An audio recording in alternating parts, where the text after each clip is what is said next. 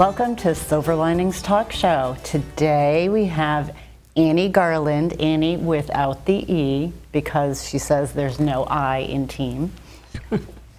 She is a serial networker, which we're so excited to learn more about.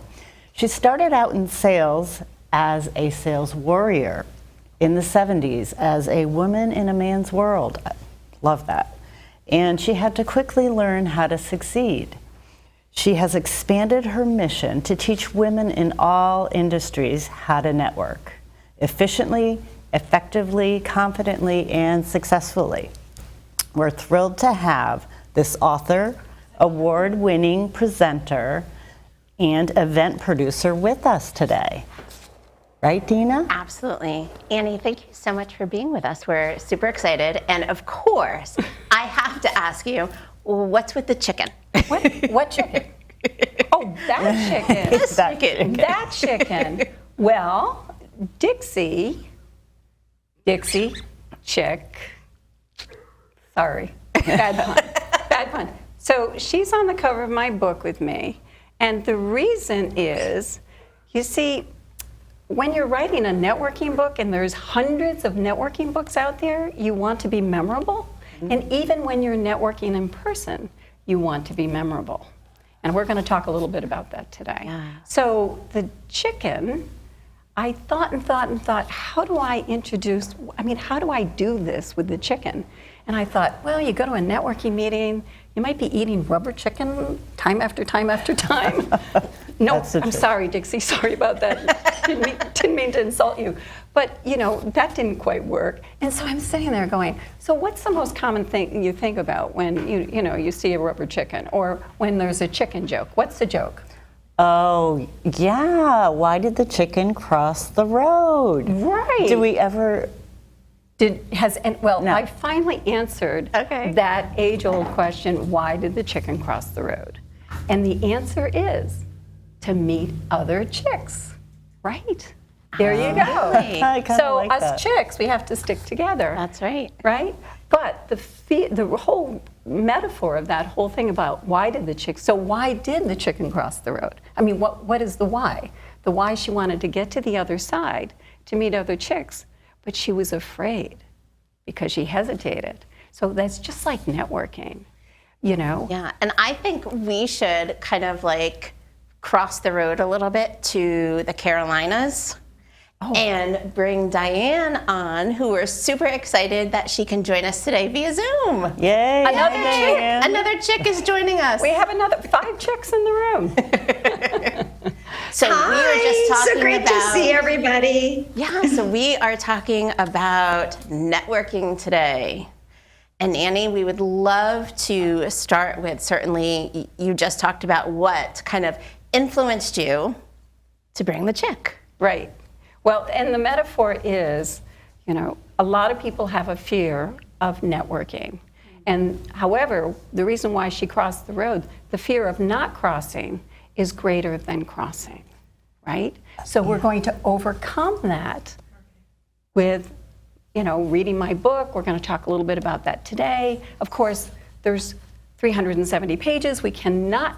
How much time do we have? 4 hours? No. 4 hours, right? No, we definitely want to get to like the juicy bits of overcoming the fear and getting ourselves to the point where we do want to cross that road and meet the chicks and know, what do we say when we get there? Like, what do we say? Like, that's such a hard thing. Or what do we not say? Right. Those are 2 important things. Well, I'll lead off right away with, first of all, my main thing about networking is no one does it alone. So we do need to cross those roads and meet other people. And I know that there's 3 reasons why most people don't like to network. Number 1, they don't know how to approach someone, they don't know what to say when they do, and they don't follow up. And I actually relate that to a simple little key I call my ASK method. That's A-S-K, ask. I make that very clear, it's ask. I like that, I like so that. A is approach, S is what you say, and K is the key for following up. And I hope we have enough time today to get into the follow-up part, because Yes. that is really critical. I think we have to make that time because that is super important. Right. And especially for someone who may be an introvert, Right. for someone who may be consider themselves an ambivert, so they have those moments of being very kind of shy and quiet. Well, I think those pieces are super important. and I love working with so I usually, when I'm in an audience with a group of people, I'll say from a scale of 1 to 5, where do you fall? And the ones are the introverts, obviously. And the 5s, they could have written the book. So I ask you, where do you fall? And Diane, I know where you fall. Right? I look back. Where's I'm a Diane? 5. You're a 5. I know, you could have written the book, right? I'm a 3. Okay, and Lynn? Oh, I think I fall probably a 2, 2.5. Right. So I love working with the 2s and the 3s. And the reason why is they're somewhat shy and they have what's called FOMO. They have the fear of missing out. They want to get out there. You want to network, but you don't always know how. You don't know how to approach someone, or you don't know what to say when you do. The ones, I say they have JOMO. That's the joy of missing out, because they would rather go for a root canal than to get out and network, right? So there you have it. But they're not going to get anything if they don't. I think that's why I'm not a 1, because I definitely would not want the root canal. Just saying. Well, I think I just had one. But anyway, so yes. So how do you approach someone? And in my book, I call that mining for gold. And for you ladies out there that are listening, that's not, it may be called gold digging, but not in the way we may have remembered it from years ago. So it's not finding a man, although I did find mine online. So and that's a whole other series. We're gonna have to do series 1, series 2 on this section. So yeah. So when you're at how many times, let's go back and let me share a little story. How many times have either one of you or any of you 3, Diane or Lynn or you have gone into a meeting and you didn't know a soul? How did you, Diane, what did you do? Of course, I know you're the 5. I have a fun story to share. I'll share it right now because it seems to be appropriate. I was reading your book, Annie, and I love your book because I have been moved to a new city where I literally knew one person when I came here, and that's it. And so I had to force myself to get out every day. I mean, I am a 5, but you still have to force yourself to go do it and make it happen. So a funny story, Annie, you're going to crack up. I went and got a massage, and I told the gal about me a little bit, and I went for a second massage. Her name is Valerie. After the second massage, she says to me, I have some people, they're having a party tonight, and you have to meet them. And my first inclination was, I just had a massage and I don't even want to go to a party. It was 3:00 in the afternoon, a Saturday evening party. But I went home, tried to get my husband involved. He was cooking, watching a football game.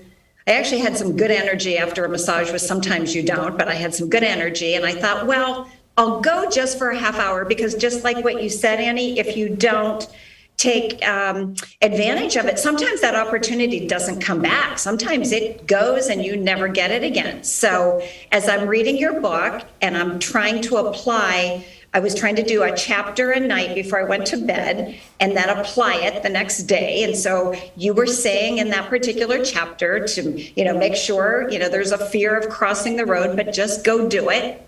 So anyway, I go to this party. I'm out in some place. I didn't even know. I saw some balloons on a mailbox. I figured that was the right house. I wasn't even sure. Valerie was going to meet me there. So I go around the back. I couldn't figure out how to get in. I've got a bottle of wine in my hand and I'm knocking on the gate and people come up and they're like, who are you? And I'm like, well, I'm here for a party and I'm meeting Valerie. And they're like, well, come on in. They don't know me and I'm starting to chat. And my 20 minutes, make a long story short, ended up being an 11:30 at night party. And they called me the party crasher. I'm memorable now, Annie, so I did do that part well too. But I'm memorable because they just thought it was so funny. Valerie never showed up. I wasn't even sure at certain moments if I was at the right house, but I had a ball. I met amazing people. And just like you said, I followed up the next day with a nice little note and a thank you for the lovely party. And now I've been invited to another one of their parties. Well, can I share? I want to go back to where you did the note part for the follow-up. You didn't. Okay. Did you write an actual note, or did you text somebody or call them and I leave a message? texted them the very next morning. That's exactly what I wanted you to do. Yeah. Oh, good. Yeah, because after you leave, so if you go to an event, I'm going to jump forward here and we're going to cycle back because I know we don't have a lot of time. But if you go to an event and you meet, that's all you need to do is meet one or two people. You don't have to meet, a whole group of people, because the whole idea is to create rapport, meet somebody, start getting to do the know, like, and trust, right? Because people won't trust you until they like you, and they won't do business with you until, people won't trust you until they know you, and they won't know, like, and trust. And they I won't always do like it you until they know you. That's right, that's it. And I think Can't that's believe- what I think is great about that too, is that you did it in a timely fashion, so they're not going to forget you. Well, that is. You totally were like, oh, that was so awesome, thank you so much, and they're like, yeah, that was, so you're going to stay on their mind. And that's how I love that. That's one of the tips on how to be memorable is as soon as you get in your car, when you come out of your event, your meeting, you've got one or two cards. What you want to do is, and hopefully you wrote down, I met them at this event. They stand out, this one person stands out because, or whatever, like redhead or whatever, or wacky or who knows. But, and you text them immediately and say, I really enjoyed our conversation. I'd like to take it to the next level. Would you be available next week to get together for coffee? I'd really like to continue the conversation. And you can do that either phone, and you can tell how old I am because older people do this, and the younger generation does this. So, so you want to text them or leave that message. And there's another thing, reverse. If you've met somebody that it didn't quite click with, here's a really good thing. I still want you to make that call. And I want you to say, I enjoyed our conversation. While we may not have a lot in common, or I may not have business to exchange with you, I will remember you. That's very important because you're setting that you want them to remember you, but you're saying, I will remember you, and if I come up with somebody who can use your type of business or whatever, I will keep you in my mind. What a great way to be memorable. That's a right? good reversal, because then, they're going, oh, wait a minute. I remember them now too, because that forces their mind back on you. And if you ever see them at another event, you can just say, how you're doing. You don't ever blow anyone off. Ever, ever, ever. That is all gold. It may be, not a big chunk of gold, but it's gold, right? So, Well, right, Annie, they may be a connector for us. And That's you're right. like the best connector ever. Right. Well, I always say you never know who you meet that needs to know you, right? Or you can flip that a little bit. You never know who you meet that they need to know somebody I know, right? A long chain. Yeah. It really is, right? Yes. And we were all connected through you, Yeah, that's right. I was just sitting here thinking that. which is really awesome. Okay, so Diane went into this event. What happens when you walk in? Like, who do you go talk to? Well, How do you determine who you're going to talk to? And Because I that's- know you're strategic. So let's get down to it. and that's actually mining for gold, and that is the chapter. So what you want to do is scope out the room, and you want to find somebody who's sitting or standing alone. That's key, because you know why? They don't like to network either, right? And so you would go over and approach them, and I always say, hi, I saw you sitting here, and we're at this networking event, and I made a goal this morning that I was going to meet one or two people that I had never met before. And you're my first, and my name is Anne Garland. So this is what you say. What brought you here today? That's the easiest, best thing you can say. And you always want to ask open-ended questions, because I did the Xerox sales training back in caveman time, and you never ask questions that are yes or no, not when first meeting somebody. You always want to ask an open-ended question. That's the great. number one sales tip. If I didn't learn anything else, that was the number one sales thing I learned, open-ended questions. Well, and I have to say, walking up to a crowd of one is certainly less intimidating than walking up to a group of people already having a conversation. Right. For sure. It's always right? easy. Especially for a 2.5 over here. Right. And And Annie, what I love is this applies too for just meeting friends. You don't have to be networking because you have a business. It could just be that you want to meet new people. Well, actually, I want you to think about, it is all about meeting friends. Take the business side out of it, take the scary part out of it, and just go meet friends, right? And that's actually, I have a list of tips that I want to tell you. So you want to, people buy from people who they trust, but they buy from people first. So you've got to establish that rapport, right? So that's one of my tips that I was going to end with. What else? What else would you like to know? What do you think, Dina? well, I definitely have found myself in networking situations, and from your tip, I have kind of scanned the room and looked for that person who was standing or sitting alone, because it just felt more comfortable for me, being a 3, that I could approach that person versus someone who's actively in a conversation already, and I may feel like I'm interrupting. And it's harder to get yourself involved in a conversation that's already happening. Absolutely true. So it's really nice to be able to begin that conversation. And that tip about open-ended questions is just so valuable and important, because what if the answer is no? And you stand there and it's like crickets. It's like, now you're thinking in your mind, okay, what can I ask now? That has never happened to me in any conversation. I've walked up to somebody who's been leaning against the wall eating, and I said, I know you just put some food in your mouth, but I really wanted to come over and introduce myself to you. I liked your shoes. When you have nothing else to say to somebody, you can say, Yes. Where'd you get those shoes? Right? Right, Diane? Always I ask. was going to say, find an authentic compliment. Yes. There's something about everybody. It might be their smile. It might be something they're wearing.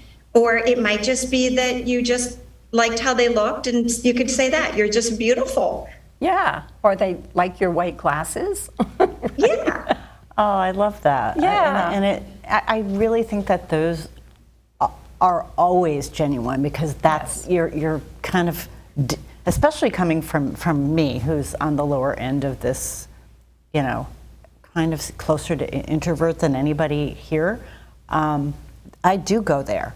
I really do. You go out of your way. That's my comfort zone, to just dig into a compliment of, looking for something unique, whether it's what someone's wearing or how they look, or even just, oh my gosh, like your name.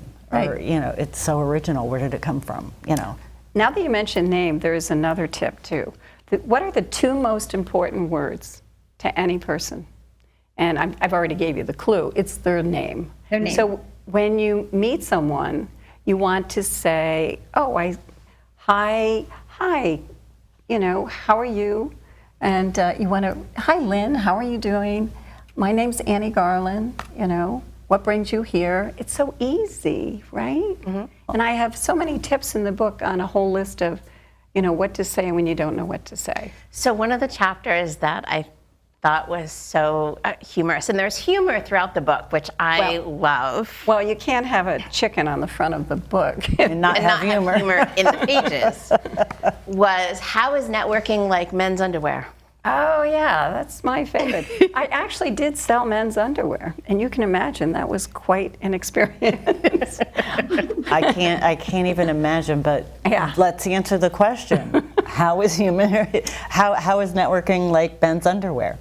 Well, you want to find an organization that's the right fit, just like men's underwear. Oh, Right? that's okay. Now it's obvious. Yes, it is And obvious. I do agree, but I also agree that everything we're talking about is so applicable, kind of as Diane was alluding to really our everyday life. Yes, it is. Meeting people. It truly is, you know, how do we get up in the morning? How do we attend to our home chores and whatever? I mean, these tips are so applicable to everyday life. Yeah, it's not about business. It's about interacting with people. Building Because relationships. The first quote in my book is, "No one makes it alone." No one makes it alone. Even introverts can't make it alone. No, so when you're talking about mom groups, PTOs, you're talking about families, you're talking about, so this, you know, truly applies to everything Right. that we're doing on a daily basis, because we are interacting with people, whether we want to or not, on a daily basis, unless we're a hermit living in the woods, which we are not. And think about the times where spouses are going with their partner to a work event, a party, something where they don't know anyone. Like, this is why this information is so valuable, is because it's valuable for everyone, no matter what situation you find yourself in. Exactly. Is here's little tips and things to kind of keep in the forefront of your mind about, okay, so I'm gonna scan and look for someone who may also be another spouse that doesn't know anyone. And I'm going to look for who's standing alone or sitting alone. I'm going to use open-ended questions. I gotta keep that in the forefront of my mind. I'm going to focus on, even if it's a compliment, and having that to be the segue. What about kids too? Kids, not just teenagers, but even younger kids. I think some of these tips are even great for them when they're going to a party where maybe they just know one friend or a couple friends. Right. I mean, it's how to loosen up. Even these little kids, I think if they had these tips, can you imagine how much less stress they would have going into like a little sleepover party where they don't know most of the kids that are going to be there? Mm-hmm. I mean, even in those situations, I think, you know, brilliant tips. Yeah. So let me just cover a couple of things. So I talked about making friends and having no motives with conversation. If you can go into any meeting, even though you might be a salesperson and you may have a product or you may be a coach or whatever it is, just go meet people and have conversations. And once you've met them, get their card or get their information. And actually, here's a really good tip. Get some blank cards and keep them in your purse. And if they say they don't have a card, here is a card from me that's blank. Fill this out. I'll take mine. I'll now have your information. And you take these so you don't have, you know, you're not empty-handed, and you can fill these out for somebody else you might meet. Or just go in your phone. Yep. And what I love is when you meet somebody and say, oh, I really want to get your information. Let's take a picture. Let's make this memorable if it's a real positive interaction. And let's post it, right? Social media. So Social media is great too, and also people sometimes have e-cards. e-cards. Yes, they have e-cards now, and they're also willing to just input their contact information into your phone depending on the event and whatever. So there's so many different things, but I love the social media posting too. Yeah. Because that, especially depending on the networking event you're at, you're definitely going to kind of spread that relationship right there. And I think another thing you had said earlier too that I really liked is that in an event, you may only have a couple of hours. You may not connect with everyone that you want to. Right. So now here's the perfect ability to have a business card and be able then to follow up with someone that you could potentially say to them, oh, I was at the event last night. I did not get the opportunity to meet you. That's a perfect, and I know we're probably running out of time, but I have so many things that I wish I could share. And so one of the things I say is, as we come near to closing, you never know who you meet that needs to know you. And the other one is, networking is about knowing more people. And I write the book, I say networking because I couldn't say secrets of a serial connector, because you might think I'm a technology person, and I'm really a connector of people. So networking is about connecting more people, but connecting is about knowing more people more. I think that's how I wanted to say that. Yeah, it's a lot more in depth. It's about Right. knowing their traits, their personalities, what they have to offer, what their likes and dislikes are, and how, maybe it's like, well, I know you, Annie, but I know that you might need to meet somebody because I know how you can help her. And I've done that at a networking meeting. Absolutely. I will meet somebody, and especially those, when you do those speed networking things, which I really hate, but I do them anyway. And what I do at those meetings is I meet people and I go around and I'm like a little pollinator, and I say, I just met somebody who you need to know. Let me connect you. And right there and then, it's magic. Yep. And thank you. You've done that for me many times, Annie. I have. Yeah, and I think that that's a beautiful And it's fun way to have a friend to just go ahead and go to these events with too. Right. Absolutely. Annie and I did that a lot.